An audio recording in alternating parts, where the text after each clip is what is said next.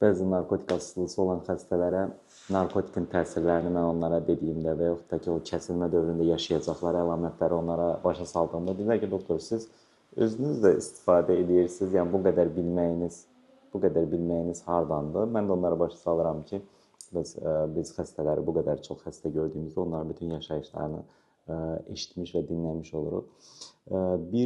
Mənim bir pasiyentim çoxlu narkotik istifadəçi, bəzi narkotik istifadəçilərində belə bir şey var.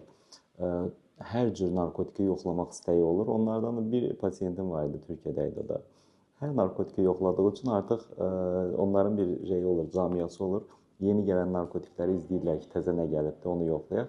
Russian Cocktail deyə bir narkotik vasitə gəlibdir, bir rus gətirib özü bir kokteyl hazırlayır. Nəyəcə bunlar yığışıblar, gediblər onu deneməyə. Bunlar deyəndə böyük bir cəmaət toplaşır ora, yəni yığışırlar onu parti şəklində denəyirlər.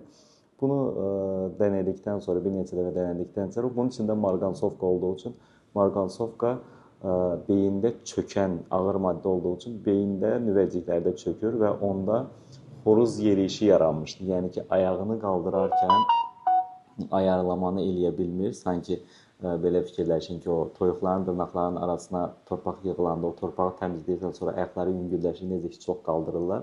Orada da elə bir vəziyyət baş verir. Ayaqlarını çox ayarsız bir şəkildə yuxarı qaldırma buna xoruz yerişi deyilir və qalıcı nevrolojik bir hasar yaratmış olur. Belə bir maraqlı bir situasiya yadımda qalmışdı. Bundan başqa bir bipolar xəstəm var idi. Manik dönəmdə Cənubi Amerikaya getmişdi və orada ayahuasca denənmişdi. Ayahuasca isə near death experience dedikləri ölümə yaxın bir təcrübə yaşadır. Sanki ruhun bədənindən çıxır kimi bir hissiyat yaşayırlar və ondan sonrasında insan psixologiyası dərindən pozulur. Yəni ki, insan çünki bunu yaşayıb sonra həyata davam eləməyə hazır deyil. Belə bir təcrübəsini danışmışdı və ondan sonrasında psixologiyası dərindən pozulmuşdu. Yəni demək istədiyim şey odur ki, narkotik vasitələrin fərqliliyi və istifadəsi ilə əlaqəli o qədər fərqli yan təsirlər var ki, ona görə də bunlardan uzaq durmaq mütləq vacibdir.